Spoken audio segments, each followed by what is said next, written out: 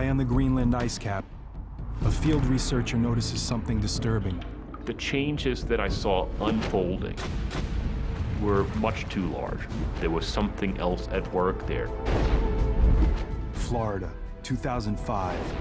A beach mysteriously fills with dead creatures. It sounds impossible, yet the scriptures clearly prophesy that everything in the sea will die. Indonesia, 2004. A massive undersea earthquake triggers a catastrophic tsunami, and experts brace for even worse. A massive global earthquake unlike anything in human history. 2008. Researchers prepare for a deadly worldwide pandemic. I'm extremely concerned about these things. I'm on the front line. I have a family. Are these the signs foretold in the Bible?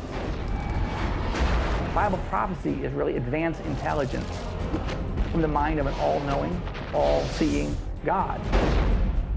Are we approaching our own end? There will be chaos. Definitely be chaos. Is it possible that we are now experiencing the 7 signs of the apocalypse?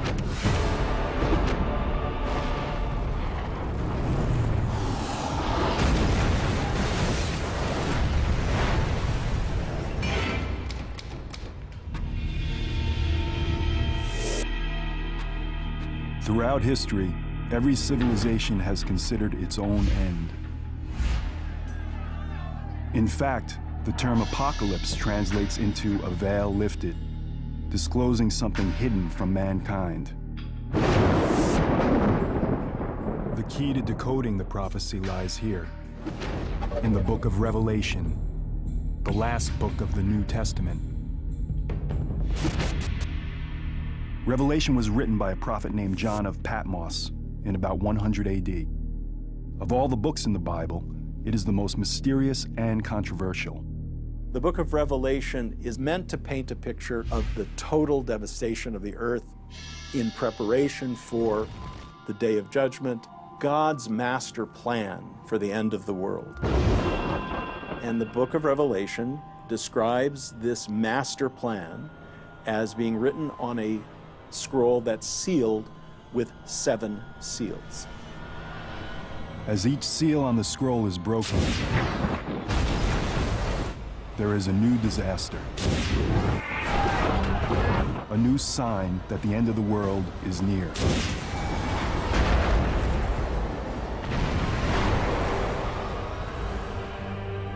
For 2,000 years, these prophecies have evoked fear. Since Christ's death and resurrection, there have been all these false messiahs who've said that the end has come. However, every person knows, whether they're an atheist or a Scientologist or a Hindu or a Christian or a Catholic or a Jew, every person knows that we are on the verge of apocalypse. Could the biblical prophecy of the 7 signs, written nearly 2,000 years ago, now be coming true? Astonishingly, modern science seems to confirm these unfolding signs. Scientists agree that the world will end. And scientists agree that many of the features of the end of the world may resemble phenomenon, catastrophes that are described in Revelation. What they disagree about is whether this is the will of God, as prophesied in Revelation, or whether it's just an accident of the natural world. To those who believe in the book of Revelation, the warning signs that mark the beginning of the prophecy are clear. The 4 horsemen of the apocalypse. Biblical scholars have decoded their symbolism. A rider on a white horse, on a red horse, on a black horse, and on an ashen horse, all bringing horrible things. If the prophecy has begun, then the terrors these 4 horsemen bring have already arrived. The 4th horseman, the pale horse, symbolizes plague. And when he had opened the 4th seal, I beheld a pale horse, and his name that sat on him was Death. The 4th horseman of the apocalypse is a scary prophecy. The pale horse represents global plague. He's the horseman of death. Huge percentages of the population will die. Even in our modern era, we've seen unimaginable human suffering. Every year, over 1 million people die from malaria alone. The threat of global pandemics strikes fear even among scientific specialists. I'm extremely concerned. Number one, I'm on the front line. I have a family. I have children who are basically being set up for these illnesses. It's always too late after the fact, and we need to put more work and efforts into trying to find vaccines, trying to find preventative measures for these illnesses before they happen. As we'll see, plagues are only the beginning. The third horseman adds another dimension of human destruction, the Black Horse. And when he had opened the third seal, I heard the third beast say, "Come and see." And I beheld a black horse, and he that sat on him had a pair of balances in his hand.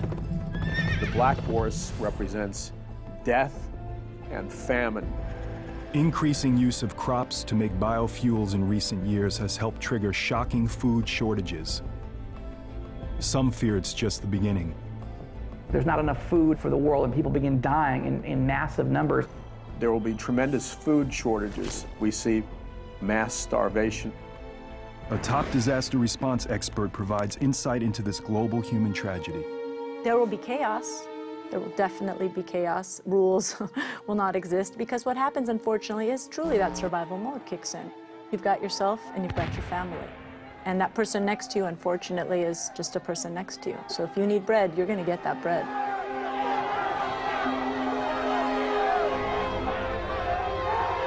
The second horseman brings even greater catastrophe. And there went out a horse from him that was red. And power was given to him that they should kill one another. The red horse represents massive war and conflict on planet Earth. The evidence of this sign already surrounds us. War, genocide, terrorism. Incredible human suffering unfolding all over the globe. But where is it all leading?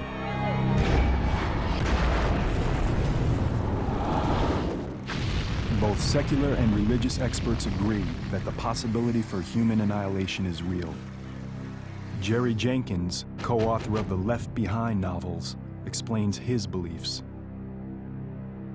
It seems like with the natural disasters getting worse and worse, and wars and rumors of wars and nations rising against nation happening more frequently and more globally, it seems like we're heading towards something, and it seems like we're heading towards something cataclysmic. The evidence for the fourth, third, and second horsemen already surrounds us. But of all the horsemen, the first evokes the most terror. And I beheld a white horse, and he that sat on him had a bow, and he went forth conquering and to conquer. Next to Satan, the first horseman is the most evil figure in the Bible, the Antichrist. There are several historical misconceptions about this horrific figure. People naturally assume the Antichrist. They think of horror movies in 666 and some guy with flaming eyes who looks demon-possessed. He's not going to be screaming in stadiums with a swastika. People are not going to be saying Sig Heil. He'll come preaching peace. It'll be a time similar to today where we have all kinds of war and discord. This will be a person who will be so persuasive and such a lover of peace that people will be drawn to him and say, let's let him lead us instead of all these politicians. The book of Revelation foretells that the Antichrist ultimately turns to the dark side. He will play a central role in the final sign, the climactic war that ends the world,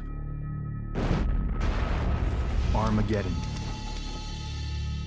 The key to unlocking the rest of the prophecy is the number 7. The author of Revelation, like all of the first Christians, was actually born and raised and educated as a Jew. What is the sacred number of the Hebrew Bible? It is the number 7, which is the number of days it takes God to make the world. Later, there was a famine that was coming that would last for 7 years. But first, God would give the nation of Egypt 7 years of bounty. All throughout the Bible, you see this theme reoccurring again and again. And where it comes to full completion is in the book of Revelation. You have a series of successive judgments growing in intensity. You have 7 seals, and then you have 7 trumpets, and you have 7 bowls. And they flow in a continuing order, but there's a crescendo. It's a crescendo that has only begun. The next sign is a global annihilation sent from heaven itself.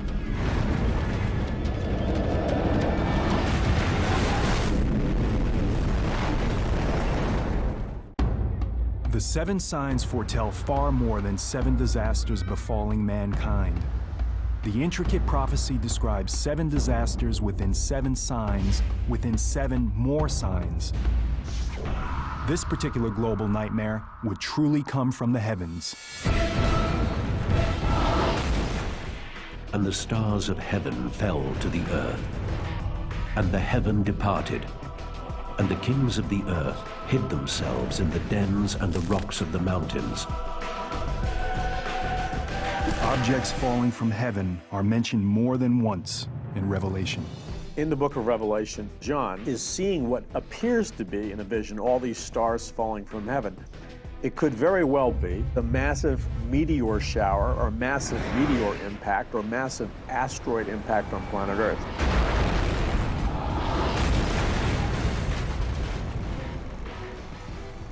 John's vision is rooted in the real history of comets and meteors striking our planet.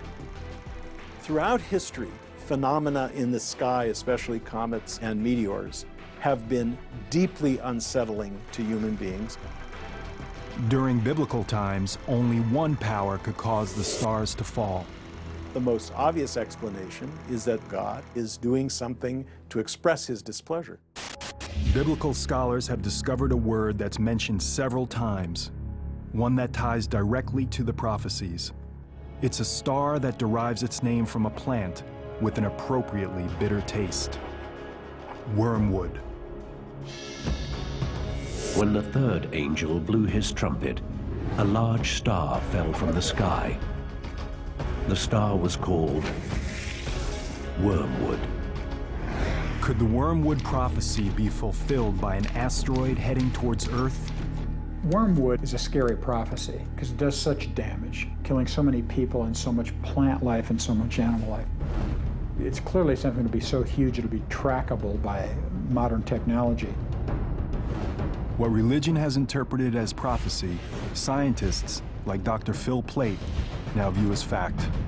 Far and away the biggest danger from the sky would be an asteroid impact, because if we wait long enough, it will happen. A big rock is going to hit the Earth. 100% guaranteed, rock solid, bet on it. There are meteors out there. They do hit the Earth periodically. Meteors large enough to cause serious damage hit every century or so. Can an asteroid hit the Earth and destroy everything? The signs already surround us. A chunk of iron, probably about 50 yards across, slammed into the desert out there about 50,000 years ago. The amount of energy that was released, probably something like 20 megatons, which is 20 million tons of TNT exploding all at the same time. One event defines the extreme. 65 million years ago, scientists believe an asteroid hit the Earth with an unimaginable impact. Our planet got incinerated, cremated. A rock about 6 miles across, now mind you, that's bigger than Mount Everest, hit the Yucatan Peninsula in the Gulf of Mexico. The energy from this impact was beyond belief. That much mass with that much velocity is about 100 million megatons of energy. And a megaton is an average size hydrogen bomb. So 100 million hydrogen bombs of energy. The 6-mile wide asteroid caused damage on a biblical scale. All of that energy of motion was converted into heat. It vaporized a huge amount of seawater. It created a tremendous plume of vaporized water and molten rock as it hit the Earth's crust. There were tidal waves, tsunamis, that may have been hundreds of meters high. The Earth shook, equivalent to what they call a magnitude 12 earthquake. It splashed debris around the entire planet, which came back down into the atmosphere and heated up like shooting stars with about 20 million megatons of energy. Within a few hours of impact, fires were raging across every continent. It was literally hell on Earth. Can an asteroid trigger an apocalypse? It may already have, just not for mankind. The evidence is clear. An asteroid collision could happen, so it's not a question of if, but when.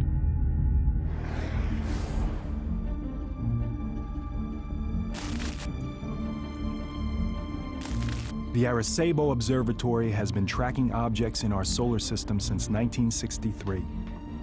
It is still the largest telescope on the planet. Unlike optical telescopes, radio telescopes like Arecibo make their observations electronically, similar to how radar works. We have a 1 megawatt radar system, possibly the most powerful radar system on Earth, that we use to track asteroids and get very precise information about the trajectory of these asteroids. And therefore, we can indeed improve our knowledge of the orbit of these objects, and we can tell whether an object poses a danger or not. What they're finding is startling to religious and scientific communities alike. The objects that are dangerous to us are the ones that are big enough to do substantial damage. Those are taken to be the ones that are sort of 500 feet across and larger. Of the 500-foot size, there's 10,000 to 20,000, I'd say. And we know where maybe somewhere between 10 and 30% of those are. By a conservative estimate, 7 to 14,000 unaccounted asteroids pose a threat to Earth. One as small as 100 yards across can still destroy a city the size of Tokyo.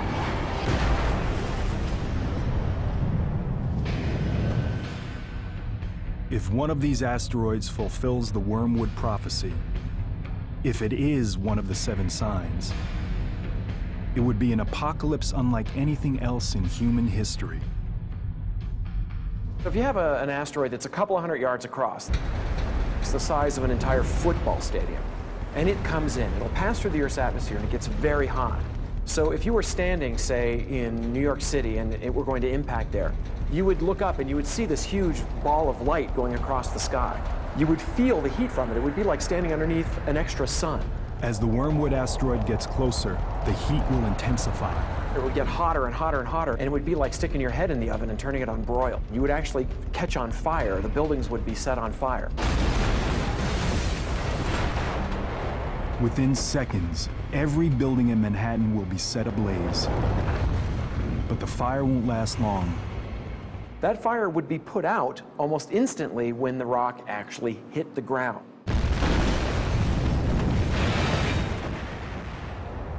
The Wormwood asteroid will gouge out an enormous crater. And there would be a huge shock wave which would just knock down buildings for miles around. The pressure wave, the heat, and all of this together would probably completely destroy Manhattan Island. Wormwood hits with such incredible impact that a third of all marine life is destroyed and coastlines are destroyed. It poisons the sea, it kills people, it kills plants, it kills animals, and so there's tremendous devastation, and it's global. Some of the most devastating human impact may unfold in the days and years after an asteroid hits, a phenomenon that's called impact winter. A lot of the ejecta, the material that's been excavated from the crater, can actually obscure sunlight. And enough sunlight can be obscured that you could actually shut down photosynthesis, and plants would die, and the entire food chain would be disrupted. You're talking about deaths on an unimaginable scale, huge impact to the global economy, tremendous amounts of areas where food won't be able to be grown. And so you're talking about long-term effects, not just the instant effects of the impact, but long-term effects that could go on for years. Death from the heavens can happen, almost as the prophet John describes in the book of Revelation. It is only the beginning of the journey toward the ultimate biblical apocalypse. Believers in the 7 signs and scientists both agree a plague that could kill millions may just be a matter of time. The 7 signs prophecy describes horrifying disasters. But for those who believe in the end times, God unleashes all his fury, and the worst is on the way. Disease. It's been feared by every civilization since the dawn of man. Even today, humanity is still terrorized by several epidemic diseases. Severe acute respiratory syndrome, or SARS, struck 29 countries. Since 1972, malaria has killed nearly 100 million people, and an avian flu strain could set off a worldwide pandemic at any moment. The common thread? They could all be linked to one of the 7 signs. And I looked and beheld a pale horse, and his name was Death. It's one of the most frightening signs in the entire prophecy. Throughout the book of Revelation, there are numerous analogies of what I believe are plagues. The first and foremost being the pale horse. I believe that the pale horse represents the release of diseases and plagues on planet Earth. I see plague as a certainty. Yeah, it seems like it's just a matter of time before we suffer again. The forces of hell are being unleashed.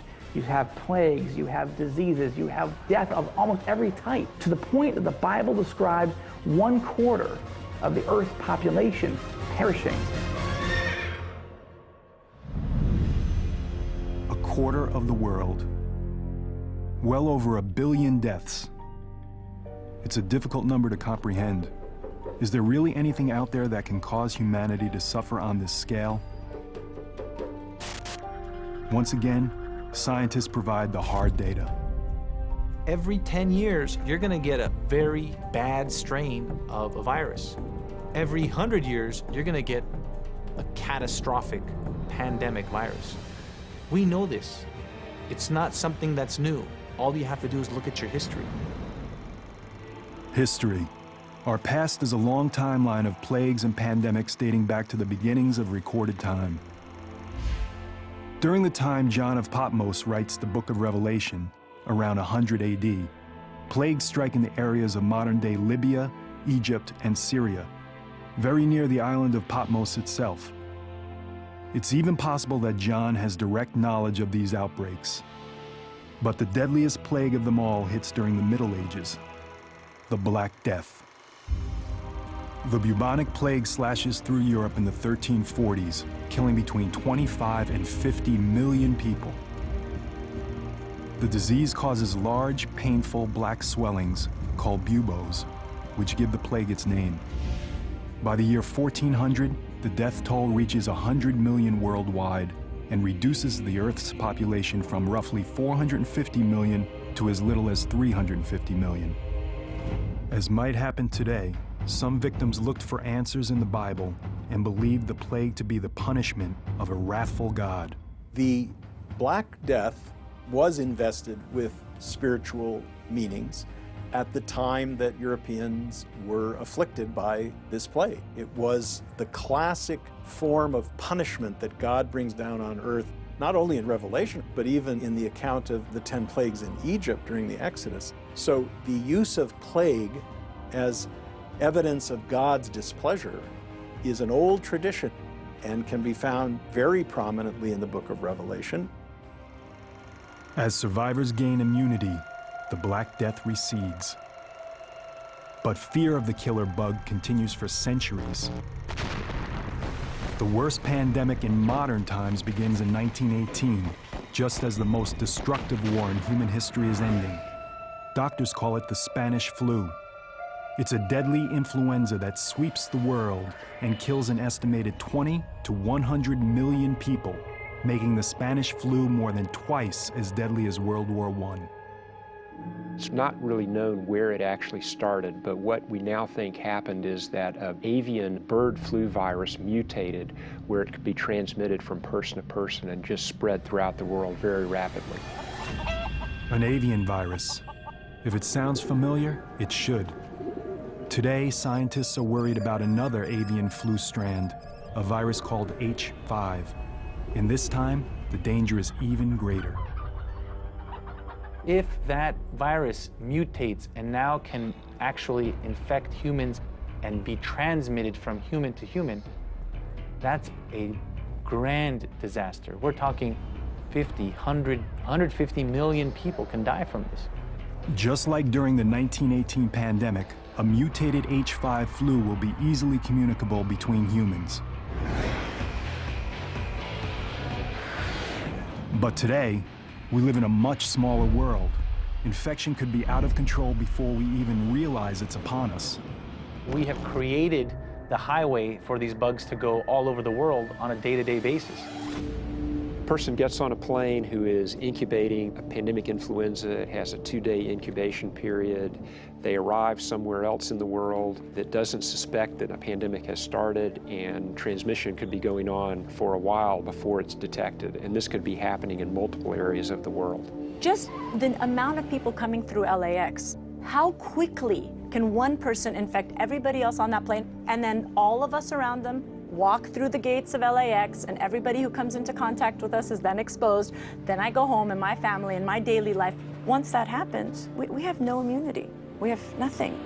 The symptoms of H5 start off innocuously enough that an infected person might not have any idea of the danger. The first symptoms of a pandemic virus would probably be similar to regular influenza: fever, cough, muscle aches. You'd have maybe a runny nose, some teary eyes, a sore throat. But the symptoms progress rapidly. Your muscles hurt, your throat is sore, you start coughing, next thing you know you have trouble breathing. There would be rapid progression, shortness of breath, cardiac arrest, renal failure. It's about 4 days from when symptoms develop to when you get in a hospital, and it's about 9 days to when you die. But as dire as these predictions appear, avian flu may not even be our greatest danger. The most threatening plague may have more sinister origins. The pale horse, I believe, represents death, but I believe it represents a specific kind of death, and I believe it represents the death that would come from biological warfare, either through an act of terrorism, through a security breach, through military conflict.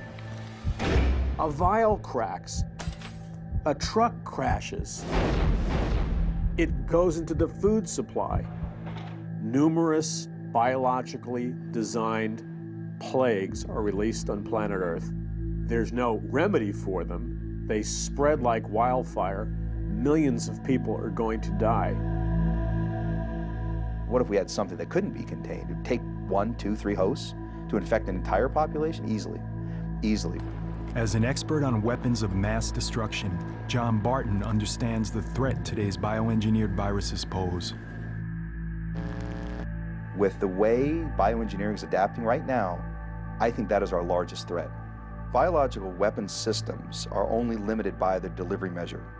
It's pretty easy to actually do a bioterrorist attack. Most of these are invisible, they're odorless, they're tasteless, and we don't even know how to respond to bioterrorism. We usually don't have antivirals or treatment ready to go because a lot of times we don't even know what it is. It takes a while until we figure out what it is that we're actually working with, the agent. Let's say you have a terrorist cell. You have an engineered virus. It just has to get airborne. A biological released into the air on another human being in a high-density populated area like Los Angeles or New York, you're going to infect everybody. I mean, you're going to achieve your end. With the amount of travel that Americans do, with the amount of border crossing that the Europeans do, we can easily perpetuate a strain globally within weeks.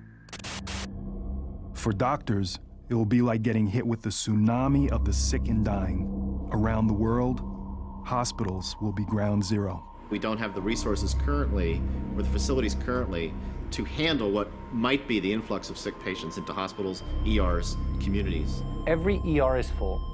Every hospital bed is full. Every nurse is maxed to their limits. Every doctor, ER physician is maxed to their limits.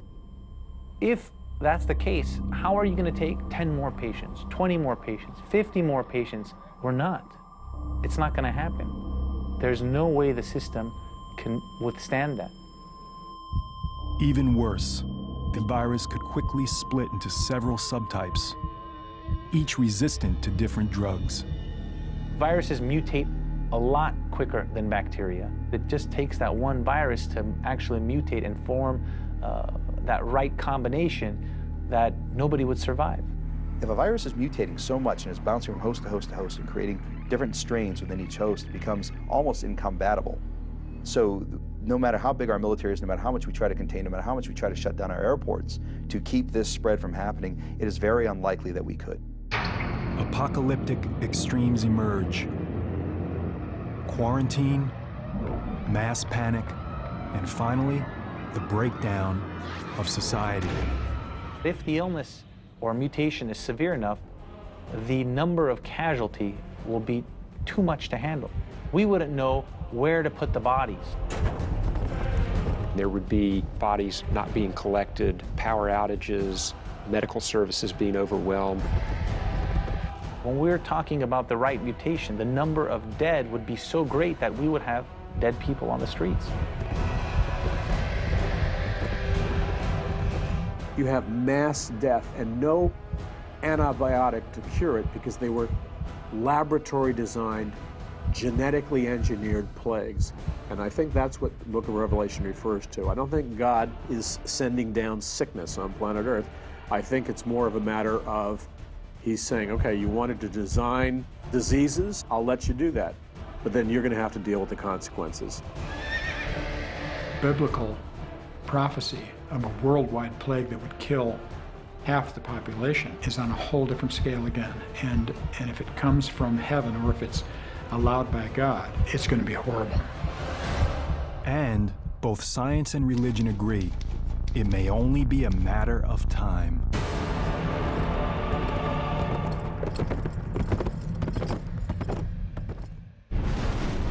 The next sign involves a different type of disaster, one that strikes the very ground we walk on. A massive global earthquake, unlike anything seen in human history. Many are skeptical of the Bible's 7 signs. They simply cannot believe a loving God unleashing such a holocaust on humanity. But as the investigation of the 7 signs prophecy continues, a pattern begins to emerge. It's a dark place on the fringes of human knowledge, a place where the differences between modern science and ancient prophecy begin to blur. The next sign brings that dark place into sharper focus, revealing a new level of horror and destruction. Within the last decade alone, the world has been struck by a series of catastrophic earthquakes. The 2004 Sumatra earthquake, the tsunami from that event killed at least 270,000 people. We just had an earthquake in China. The estimates are 80,000 people killed. In 2005, there was an earthquake in Pakistan. Again, probably killed 80,000 people. Hundreds of thousands of victims suffer. Women, children, the young and old. Are these terrible disasters linked to ancient biblical prophecy? For believers in the 7 signs, the evidence is clear. And I beheld, when he had opened the 6th seal, there was a great earthquake. Some believe the worst is yet to come. This is unlike anything we've ever seen in human history. This is a massive global earthquake that will terrify people to the core of their being. Imagine killer earthquakes striking all over the world at the same time. Even scientists are terrified by the possibilities. We're planning for ourselves here in the US, but if you think about some of the other places like Bangladesh, in Dhaka, an earthquake there, oh my goodness, the numbers will be staggering. For many devout Christians, it's a glimpse into the destruction foretold by the 7 signs. One more evidence that God is trying to literally shake the human race awake to their need for Him. Earthquakes play a central role in the prophecy. one that goes beyond breaking the sixth seal. Earthquakes are a key judgment of God throughout the book of Revelation in what's called the seventh bulb. It talks about an earthquake occurring that is so great that the world has never seen it before. Mountains are leveled all across planet Earth. Islands dissipate and disappear. Entire cities are leveled.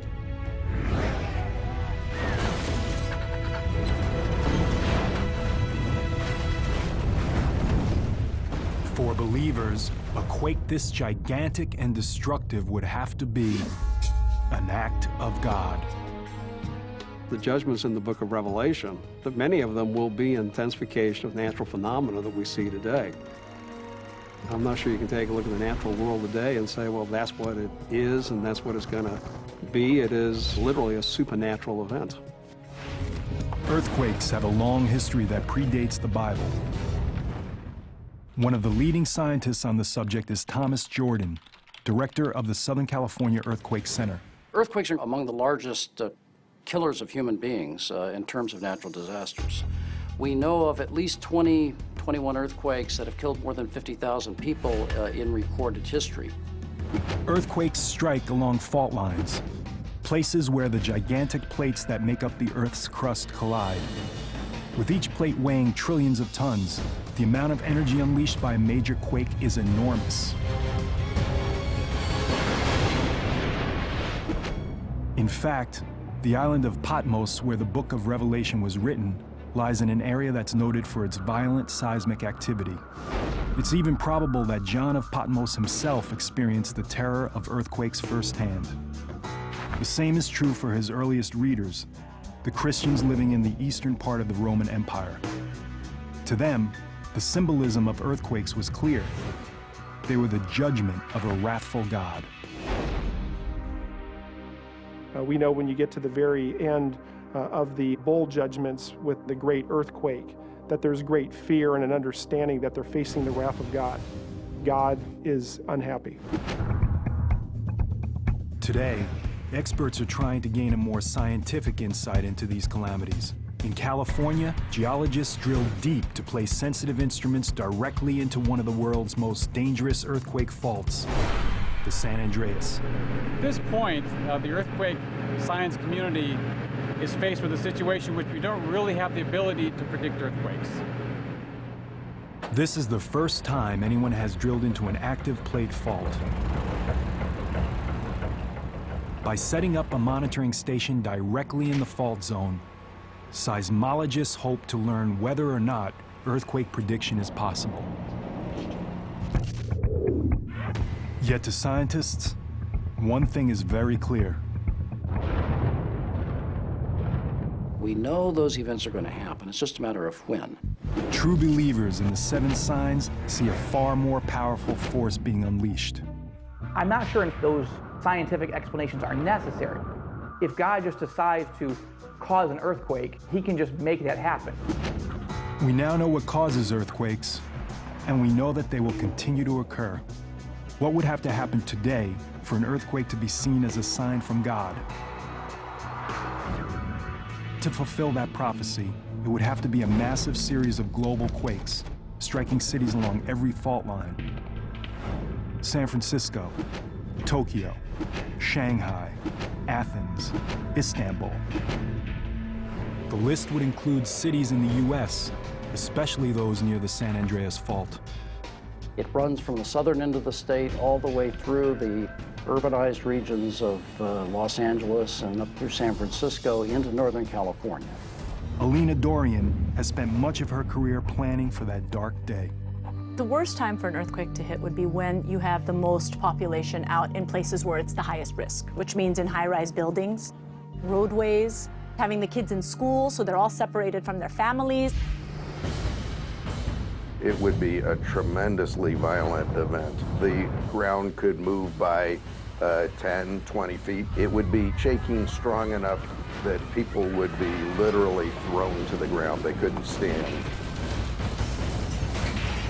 And if you were next to tall buildings, windows falling out of tall buildings would be a tremendous hazard. Anything that falls from a significant height is basically just like a stray bullet. Now add to that glass, which is in those large structures tempered and made to withstand significant wind. It's basically falling blades. So the amount of trauma that those things would cause would be enormous. Many of the older brick buildings would collapse. The older concrete frame buildings would collapse outright. You'd see some floor slabs that were just pancakes with people stuck in between them. You're going to get amputations, pneumothorax, which are collapsed lungs, crushed hearts. If you're bleeding out and you can't get to the hospital, you will die. Even people in LA's modern steel frame skyscrapers, the kind that are designed to withstand large quakes, aren't totally safe. At the very least, the building would begin to sway.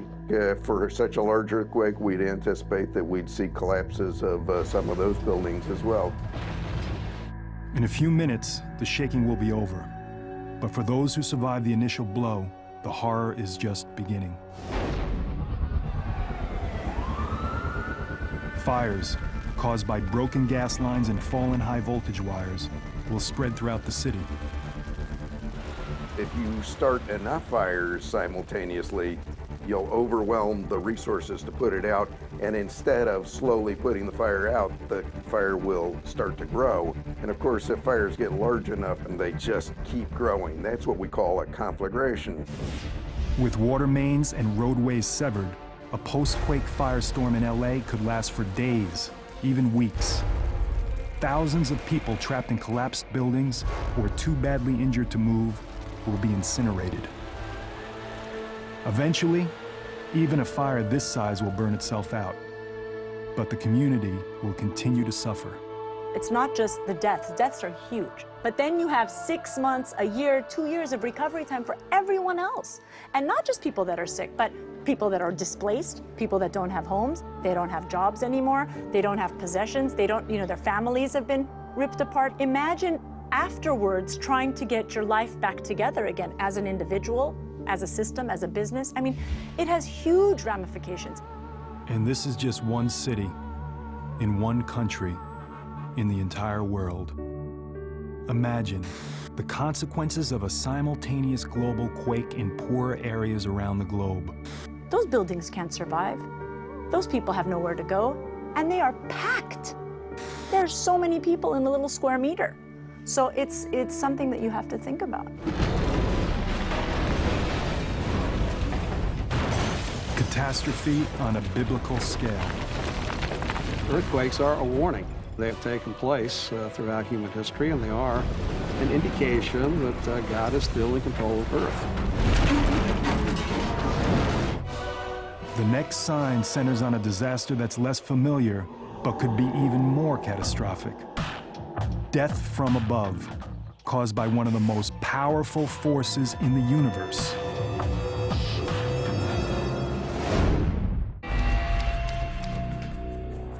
The investigation into the truth behind the seven signs prophecy has already uncovered a massive amount of evidence.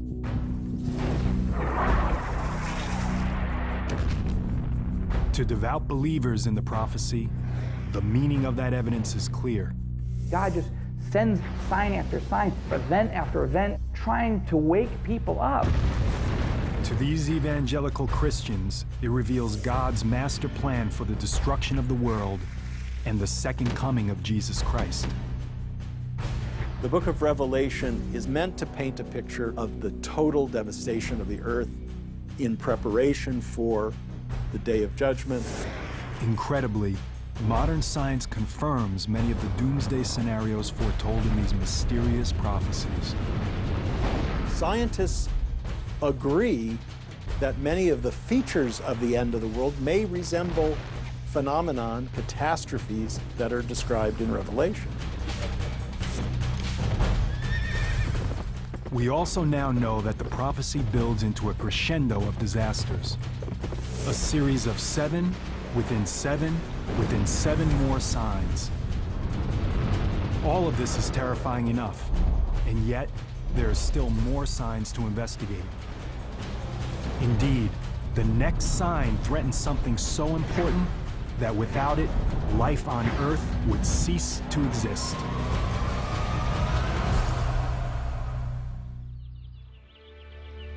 Our sun rises each day,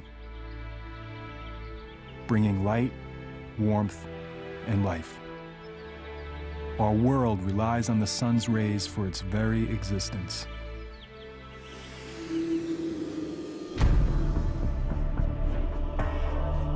But as the 7 signs continue to unfold, what happens when the sun and stars instead bring death, devastation, and darkness? Biblical prophecy predicts that when the 4th trumpet sounds, hell will break loose in the heavens. And I beheld, when he had opened the 6th seal, and lo, the sun became black as the sackcloth of hair. Book of Revelation, Revelation 6, verse 12. The 6th sign, the darkening of the sun. You have the sun turning dark and the moon turning towards blood. It's a transitional period into what would be called the wrath of God or the Great Tribulation. When the prophecies talk about the sun turning dark, I don't think it's going to be anything that's caused by man. I think this is God, in essence, turning the light out. The sun has been an object of fear and veneration for humankind since the beginning of time. Solar eclipses are such terrifying experiences for our ancestors that they often unleash widespread panic. But the dire predictions of this sign warn of something more than the temporary effects of an eclipse. Could the 6th sign mean that our sun might be darkened permanently?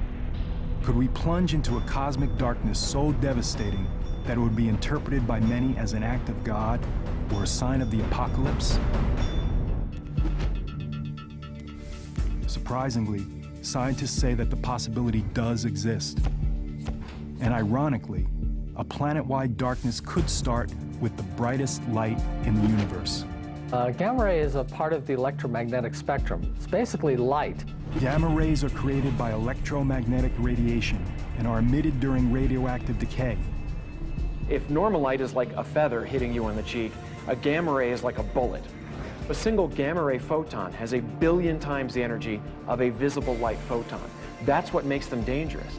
If they impact a cell, they can disrupt the cell. If they impact DNA, they can actually shatter or alter the DNA molecule. While gamma rays were discovered over a century ago, we are only now just starting to learn how deadly they can be. As Dr. Neil Garrels explains, the big breakthrough in gamma ray research comes during the Cold War. Nuclear weapons produce flashes of gamma rays. And in 1962, President Kennedy signed the Nuclear Test Ban Treaty with the Soviets. And this treaty outlawed testing of nuclear weapons above the Earth's atmosphere. The United States built a series of satellites to monitor this treaty. So these satellites had gamma ray detectors on them. And lo and behold, they actually discovered flashes of gamma rays. But the gamma rays are not coming from Russia. Multiple satellites would see the flash at the same time, and it wasn't coming from the Earth. It was coming from deep space. When scientists finally locate the source of these rays, they discover one of the largest explosions in the universe, the gamma ray burst. Gamma ray bursts are second really only to the Big Bang as far as energy output. As far as we know, there are no bigger explosions in the universe. It's caused by a supernova, a very massive star that explodes. The inner part of the star collapses down and it forms a black hole right at the center. And what happens is it focuses twin beams of energy that shoot out in opposite directions from the black hole itself. They're like cosmic blowtorches, death rays. These things scream out at the speed of light, and the energy that is packed into these beams is staggering. It's unimaginable. In roughly 10 seconds, these two tightly focused beams transmit more energy than our sun will emit over its entire 15 billion year lifespan. There are almost 1 million of these going off every day. This is happening all the time. You can talk about asteroid impacts, you can talk about solar flares, you can talk about black holes passing through the solar system. But I think pound for pound, you don't get anything more terrifying than a gamma ray burst. Anything within 1,000 light years that lies in the path of gamma ray beams is simply vaporized. Fortunately, there are no stars close enough to vaporize our planet. But the radiation from a gamma ray burst even several thousand light years away can still devastate the Earth. In fact, there's evidence that our planet may have already been hit.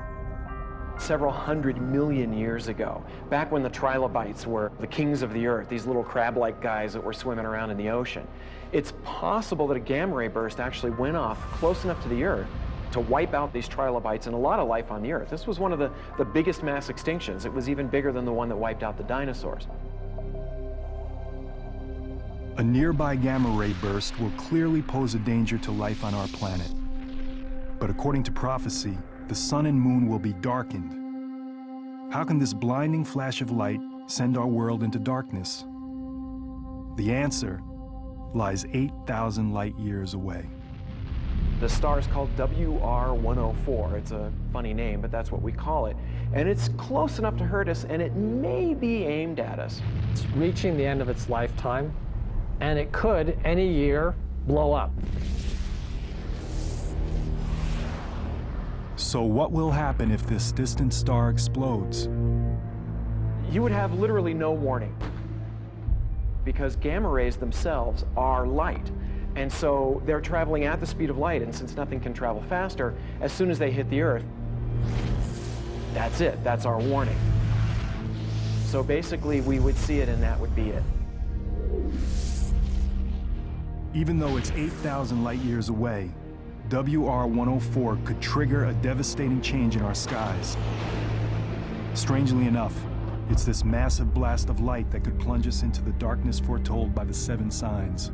A gamma ray burst alters the Earth's atmospheric chemistry. It can create a layer of what is essentially smog, a thick reddish-brown, dark layer of smog that would block sunlight, and that would actually lower the Earth's temperature. It could cause an ice age. Photosynthesis will be interrupted. Plants across the globe will die. It's also possible the sudden change will wipe out the critical bottom layer of the food chain. Changing the microscopic life in the ocean changes the very base of the food chain. If you were to kill all of the plankton in the ocean in a very short period of time, life would stop immediately. The whole system collapses. It's a big chain. Everything is linked to each other. The whole thing's going to fall apart. Trapped beneath darkened skies on a frozen, dying planet, the effects of a gamma ray burst will be a nightmare for mankind. One foretold by the Bible centuries ago, a prophecy that for some will signal the end times. At the end of time, things will be out of order. Things will be turned on their heads. The sun, which is a source of light, turns to black, and the meaning assigned to this upheaval is the imminent working of God's will to bring the world to a final end. I don't think God needs to use anything specifically scientific to make it happen, but he could. I mean, if it's a gamma ray that causes this, he'll use whatever he has at his disposal to make it work. In the vastness of space, there's no way to know if this sign will happen. Everything in the universe is a matter of probabilities and chance. If your star and your planet happens to be near another massive star that's blowing up, that's it. But the threat is out there. And at 8,000 light years away, WR104 may have already exploded, and its deadly gamma rays could already be heading our way. And as frightening as this sign is, the biblical march toward apocalypse is about to get even worse. It's a disaster that conjures up images of hell itself.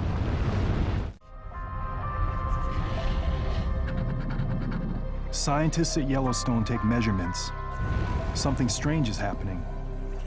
Could it be the site of a future biblical disaster? Could it be part of the 7 signs? And the second angel sounded, and as it were, a great mountain was cast into the sea.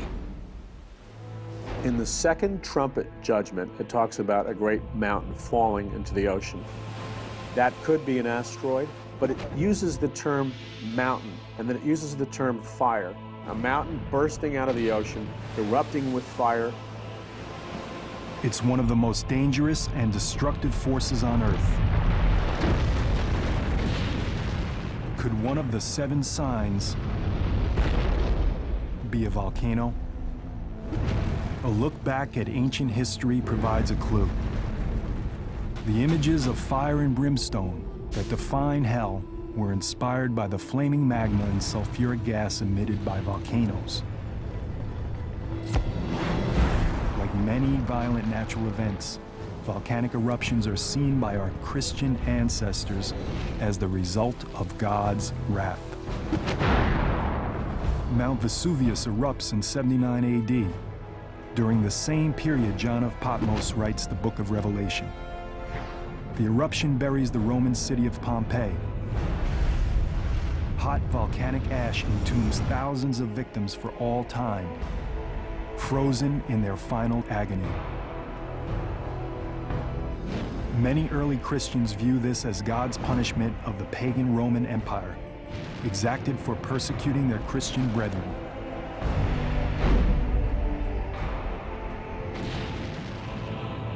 A volcanic eruption is an indication that God is in control of the earth, that he is the one who controls these natural phenomena. We know too well the power of volcanoes today. Mount St. Helens in 1980, Mount Pinatubo in 1991. These eruptions and countless others have caused humans pain and suffering on an immense scale.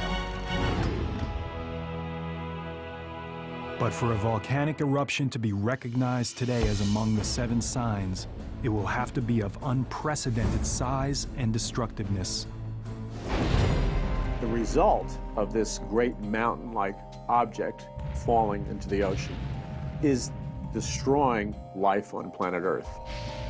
Are there, in fact, volcanoes large enough to cause such an apocalypse? Science now confirms that there are. And just as the prophecy describes, they can be hidden in oceans or even right below us. It's a phenomenon called supervolcanoes. A supervolcano is any volcano that emits 100 cubic kilometers or more of ash in a single eruption. That's about 100 to 150 times more than Mount St. Helens ejected in 1980. And there are supervolcanoes scattered across the globe. Taupo in New Zealand, a popular fishing resort on the North Island. Santorini in the Aegean. The Campi Flegrei, just west of Naples, where several 100,000 people live. There are at least 8 supervolcanoes around the world. But they're hard to find, since they usually don't take the form of a mountain. Most volcanoes, when they erupt explosively, leave a crater, a violent expulsion of magma that blows its roof off. When a very large eruption occurs, it leaves something called a caldera, which is a much more structured, bowl-shaped depression that has relatively steep walls. It's typically tens of kilometers across, and it forms by a settling of the roof rocks down into what used to be the magma chamber. There are several supervolcano calderas within the United States. One of the most beautiful sights may also pose the greatest threat of devastation. Yellowstone is a large volcanic crater measuring 35 by 45 miles. It's just shocking to imagine a single eruption that would evacuate so much magma and create a valley where there was nothing. But that's exactly what happened at Yellowstone, more than once. Yellowstone has had 3 very big eruptions that were hundreds of cubic kilometers or more. The most recent of them happened 640,000 years ago. We know that Yellowstone has erupted in the past. We know it could erupt again in the future. The question is when. Yellowstone Plateau is rising at a rate of about 0.6 of an inch, a little bit more than ½ an inch a year. This is a product of molten rock beneath that plateau. We just don't have enough data to say what the probability is of this culminating in a big eruption. The data scientists do have indicates that an eruption of the Yellowstone supervolcano isn't likely, at least not for a few thousand years. But scientific data doesn't sway true believers in the 7 signs prophecy. When it comes to science and the scripture, I have never seen anything, when you really examine it, that science can disprove the scripture. However, believers examining the prophecy and scientists investigating the data do agree on one thing. If a supervolcano does erupt, our prospects will be bleak. The first thing that would happen would be a series of minor eruptions. They don't erupt simultaneously around the entire circumference of the caldera. Instead, they punch a single hole through the edge of the caldera, and then they unzip the caldera rim by migrating that eruption center around its circumference. Once this happens, the entire floor of the Yellowstone caldera will collapse. That will blast a gigantic column of scalding volcanic gas and ash up to 20 kilometers high into the atmosphere. That cloud collapses in places and produces a ground-hugging mass of hot ash that runs perhaps several hundred miles down river valleys.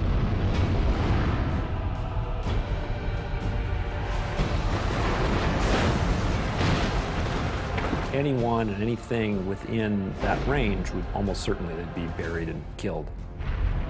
As we've learned from many previous eruptions, the victims suffer a terrible death. What kills people is the ingestion of hot gases that cook you from the inside. The ash that remains airborne is carried westward by the prevailing winds. 11 western states, including a substantial part of California, become blanketed in ash.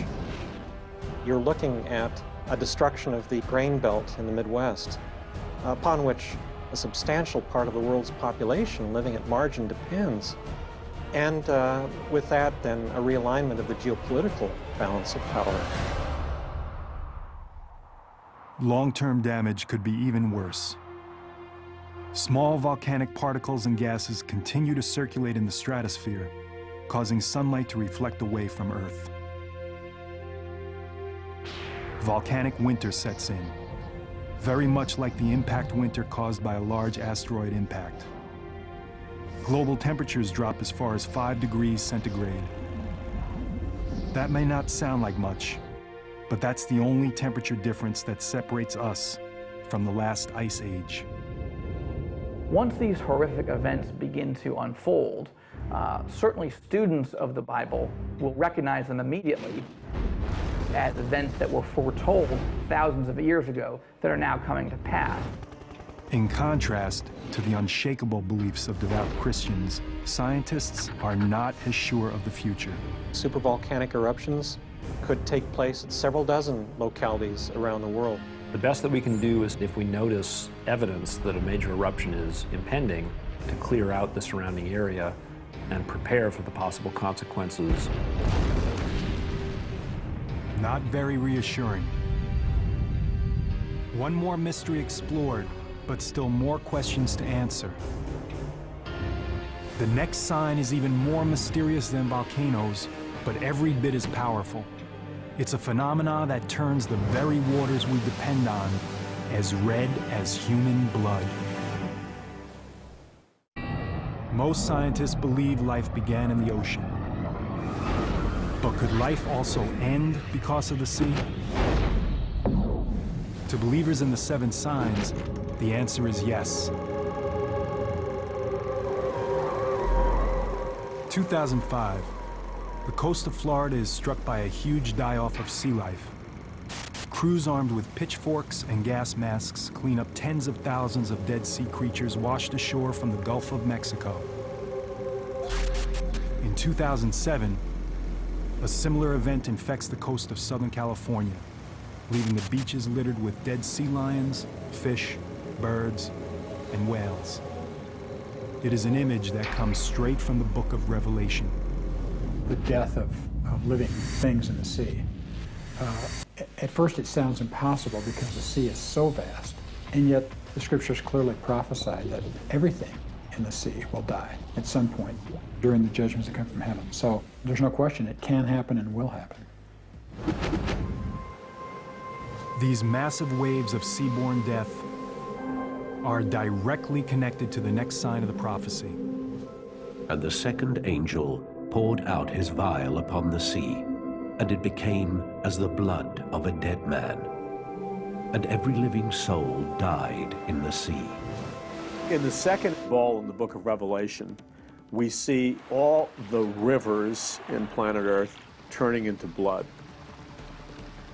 In the third ball, we see all the oceans turning into blood.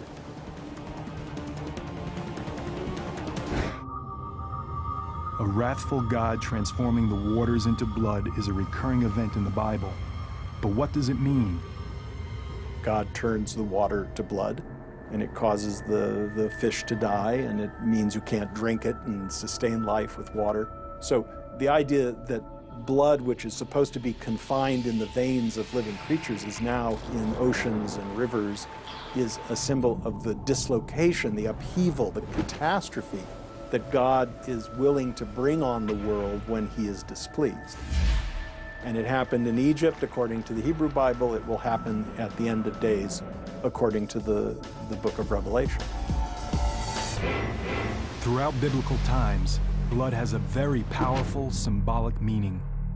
Blood has always been, from the beginning of the Judeo-Christian tradition, has been a symbol of great sanctity. It becomes just as important in the book of Revelation.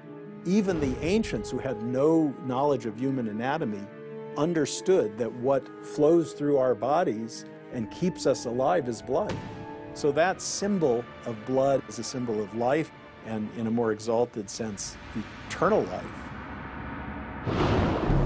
Blood can also be a powerful symbol of death. For centuries, water turning into blood is seen symbolically, but now science offers a different perspective. Can there be scientific truth to water turning blood red?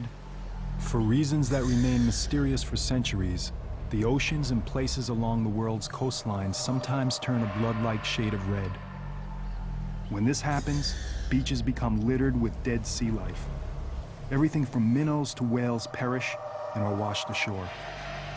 Today, we call these phenomena red tides. Red tides are explained by a leading marine ecologist at the University of Southern California, Dave Hutchins. Red tide is a common name for a group of single-celled algae that live in coastal water and produce toxins. They produce large blooms that can be really damaging. Some of the organisms that make these blooms actually have a reddish coloration, and when there's enough of them, they can make the water turn literally red, like blood. In fact, the book of Revelation is written on a small island in the Aegean Sea. It's highly probable that red tides are well known to the local fishermen and to the wider population that reads the prophecies. Given that the sign calls for our waters to turn into blood, it might very well be linked to the phenomenon of red tides. But it will have to be a red tide so unnaturally catastrophic, so extreme, that it can only be seen by many as a sign from God. Can a red tide become that deadly? Again, science offers us a surprising answer. The red tide algae produce very potent toxins that can kill humans and other vertebrates. And they can literally do the same types of damage that a nerve gas would do. The big culprits are shellfish, filter-feeding shellfish, clams of any variety, and mussels. These are organisms that basically sit there and they pump water through a very, very fine mesh, and they collect algae in their stomachs. Most of the poisonings that come from algal toxins have the name shellfish poisoning in them. So there's amnesic shellfish poisoning, which causes loss of short-term memory. There's paralytic shellfish poisoning, which causes paralysis. There is neurologic shellfish poisoning, which has respiratory effects. A lot of these things get into our food web by virtue of the fact that we eat some organisms from the ocean that are filter feeders. A red tide could escalate, and the threat could spread from the food we eat to the air we breathe. Some types of red tide release the toxins to the water, and they can actually get aerosolized out of the water and into the air where people can breathe them. That would be like our oceans emitting clouds of lethal nerve gas. The impact on people living near the sea would be devastating.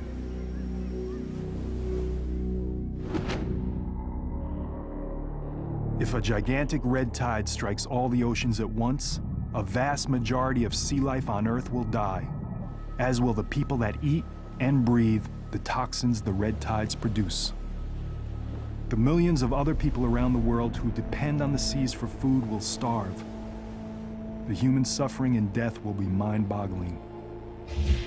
There's no doubt that many would see this as a fulfillment of the 7 signs.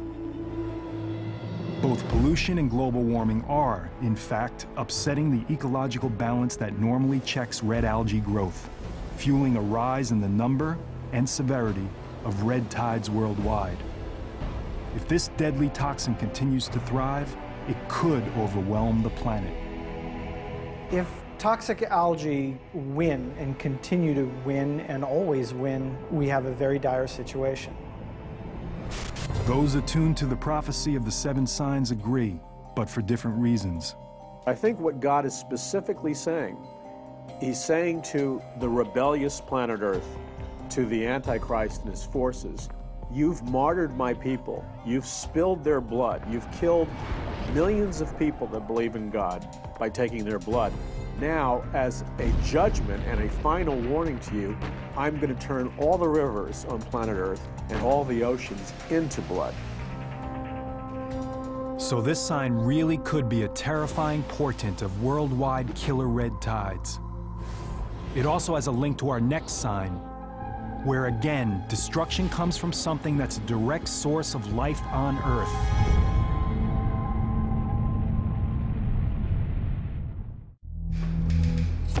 Monstrous earthquakes, devastating plague, dying oceans colored red.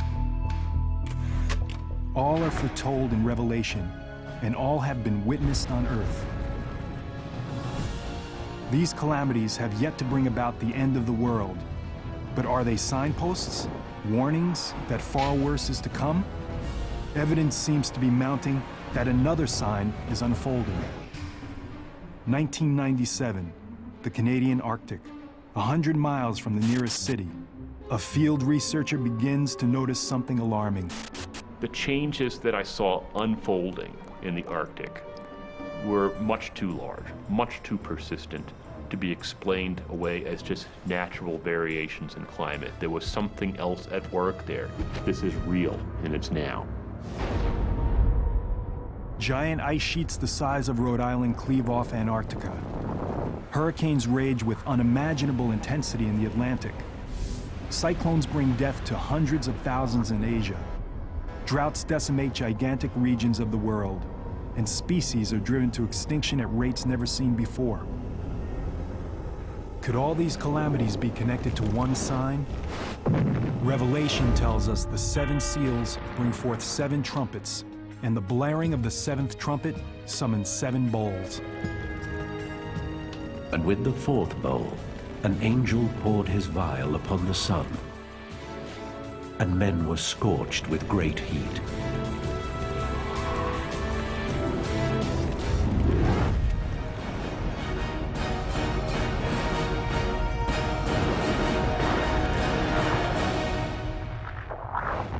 Heat, the sun scorching mankind. One of the most alarming signs of the prophecy. And for the scientific community, climate change is unfolding with undeniable evidence. The Earth is getting hotter. It's warming up. There are just certain physical principles that are inviolate. The physics behind global climate change are very solid. We increase the concentrations of atmospheric greenhouse gases, the planet warms. You cannot escape the physics. For Mark Sarazi, a research scientist at the National Snow and Ice Data Center, the cause for climate change is obvious and man-made. It became very clear that we were starting to see the effects of global warming associated with rising greenhouse gases. Everything that we're doing in our activities, whether it's building new cities, putting up agricultural lands, whether it's driving vehicles and putting gases into the atmosphere that we know help warm the planet further, we are causing this planet to warm. It's happening much faster than our models were telling us is going to happen. And that's scary. But for some religious experts, the evidence of climate change is linked to a larger prophecy, another sign of the impending apocalypse. Men will die from heat, sun radiation and poisoning, crops, water will dry up. There will be such an intensification of the sun's rays that 50% of the Earth's population will die. We're seeing natural disasters unprecedented. When you see on the evening news somebody sitting in the upstairs of their home because the downstairs is flooded out, I mean, it's frightening. Whether or not they agree on the cause, most scientists and religious experts do agree on one thing. Our planet is heating up, and the effects are catastrophic. It's not a matter of if, it's just a matter of when. And then it's a matter of how severe is it going to be and what are the impacts going to be. Increasing the Earth's temperature, even by a few degrees, can cause devastating consequences worldwide. The change is going on very, very quickly. We're going to see a rise in sea level. We are going to see, very likely, more intense hurricanes. We're going to see increasing drought.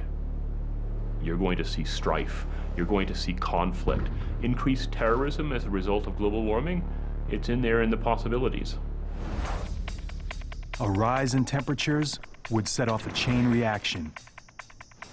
What we're going to be seeing is that that rate of sea level rise is going to accelerate. Why is it going to accelerate? Largely because we're going to see increasing meltdown of the Earth's glaciers and ice caps. What's going to raise the sea levels is primarily Greenland and Antarctica. Together, they're more than 90 meters of ice. A small rise in sea level, just 10 meters, would submerge much of Florida and the East Coast.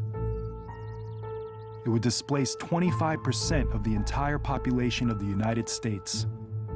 You might want to consider not living in a low-lying coastal area if you're intending to hold on to your land for a while, because that land might be gone. Some scientists postulate an even more extreme rise in sea levels, up to 90 meters. That would create a truly biblical catastrophe. London, Venice, Amsterdam, Berlin, even Paris would be underwater. Once you force the climate system with greenhouse gases, with what's been observed over the past 100 or so years, you get this amplified warming. At the same time, the Earth will be ravaged by fearsome superstorms. Hurricanes feed on warm ocean water. The oceans are warming up. And so therefore it makes sense that we ought to see more intense hurricanes as we move into the future. We're going to see more intense or extreme weather events of other types, for example, thunderstorms. We put this all together and we're seeing a picture of change that humankind is going to have to deal with. People in developing countries would be affected first. Hundreds of thousands could perish. But nations like the United States are far from immune. I think we have this arrogance that, oh, in the Western world we're fine, we can deal with any sort of climate change. But, you can look at things like Katrina happening, and we weren't prepared for that. But the reality is I think we're all vulnerable on the planet.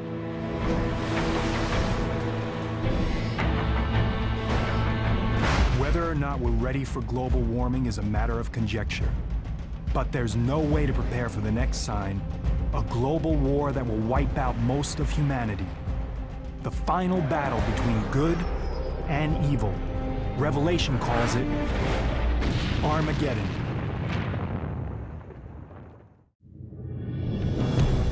The final mystery of the seven signs is extremely complex. The book of Revelation is full of dreamlike symbolic imagery and hidden clues. Bible prophecy is really advanced intelligence from the mind of an all-knowing, all-seeing God. Just like intelligence at the CIA, where you have a little piece of information from one source and a little piece from another, and you have to put it together and connect the dots, Bible prophecy is this way also. Another factor adding to the complexity of the seven signs is that there are more than 7 disasters contained within the seven signs. We've got 3 sets of 7 judgments. 7 seems to be the perfect number. It's referred to the number that relates to God, as opposed to the Antichrist, whose number is 666. There is more than one interpretation of the prophecy, which is why others have abused it to mislead followers to their own deaths. Even some religious scholars are unsure about the exact interpretation of the seven signs. Whether these things are literal or somewhat symbolic, I think we'll just have to wait and see. We've had plagues, we've had famines previously in human history, so whether these are the exact things that God is bringing about in this age to prepare for this generation, having these judgments, that is just something that we can't speculate on. But one thing that is clear is the climactic judgment in the book of Revelation. The final sign, Armageddon. And I saw the beast, and the kings of the earth and their armies gathered together to make war against him and against his army. According to Revelation, the first horseman of the apocalypse reappears, the Antichrist. He has come to confront Jesus himself. It is the final battle between God and Satan.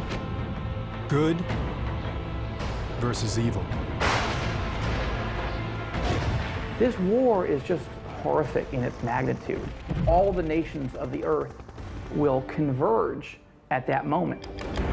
Armageddon refers to a specific location. In the nation of Israel, there is a mountain called Har Megiddo, which means the mountain of Megiddo. And there have been 21 battles for control of that spot. Nations and empires have fought time and time again. The prophecy of Armageddon has left its mark on history. Some of those battles are fought by crusaders from the 11th through the 13th century. Many of these Christian warriors believe they are, in fact, fulfilling the violent prophecy of the seven signs.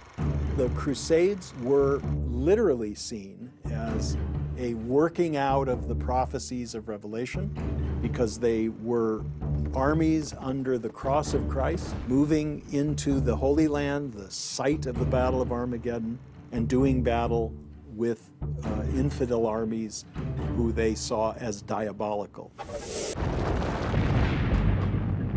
To this day, the Armageddon prophecy continues to exert a powerful hold on people's imaginations.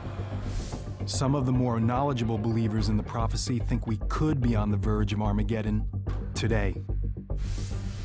We live in a brutal, chaotic world, so much so that with weapons of mass destruction available and rogue individuals and nations and terrorists and so on, people are afraid that maybe this could be the end. To believers, the looming threat of nuclear war has always been tied to the concept of Armageddon.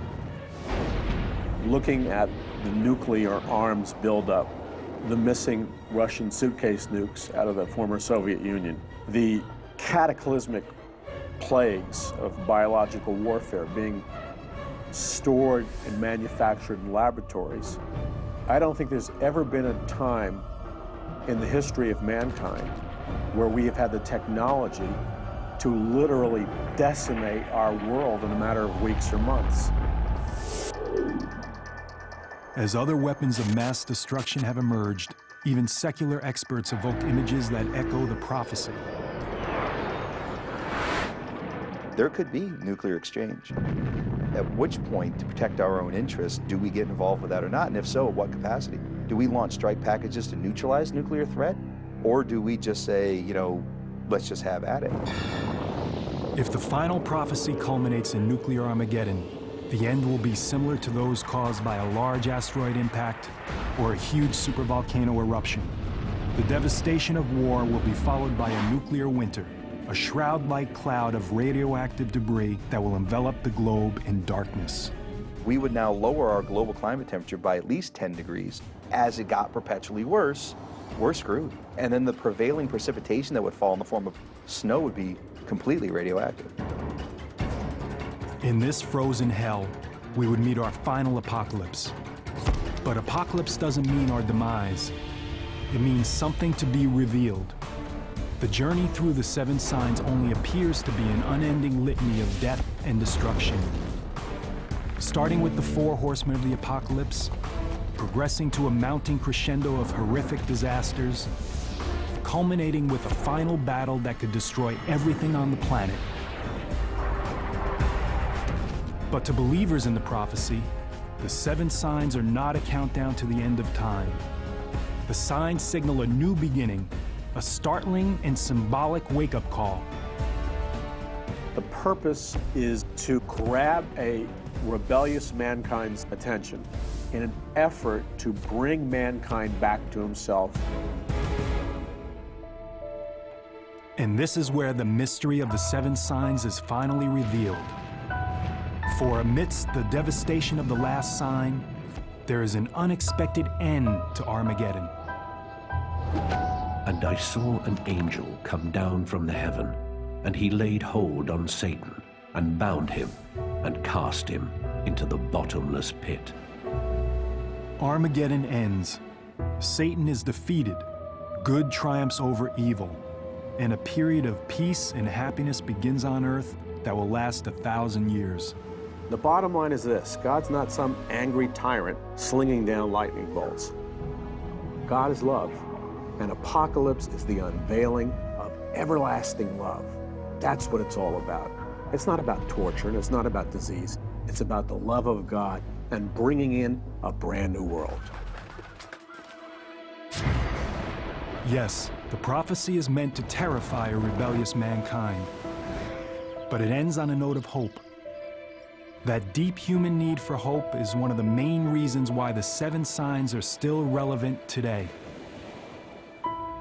The book of Revelation has never been read with more earnest, true belief than it is today. There's a certain irony there because we live in an age of science, of very advanced knowledge about the here and now, and yet even with all that advanced knowledge, there are people who say all that really matters is your religious beliefs, and those will be the final test of whether you live forever in paradise or burn forever in the lake of fire. Are the 7 signs unfolding now? Despite all the evidence, it's still impossible to tell for sure. But there's one thing that can be said. The prophecy is every bit as powerful now as it was the very day it was written.